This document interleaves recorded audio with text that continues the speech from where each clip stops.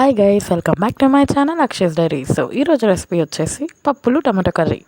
First ఒక cup of పచ్చనిపప్పు తీసుకొని నానబెట్టుకొని పక్కన పెట్టాలి. ఈలోపు ఆయిల్లో ఆనియన్స్, పచ్చిమిర్చి, కర్రీ లీవ్స్ వేసి మంచిగా ఫ్రై చేసుకోవాలి. ఫ్రై అయ్యాక వెంటనే అల్లం వెల్లుల్లి పేస్ట్ వేసి మంచిగా కూడా ఫ్రై అయ్యాక టమాటో ప్యూరీ వేసుకోవాలి. నాకు టొమాటోస్ పీసెస్గా తగులుతూ ఉంటే కర్రీలో నచ్చవు, సో అందుకని నేను ప్యూరీ వేసుకున్నాను.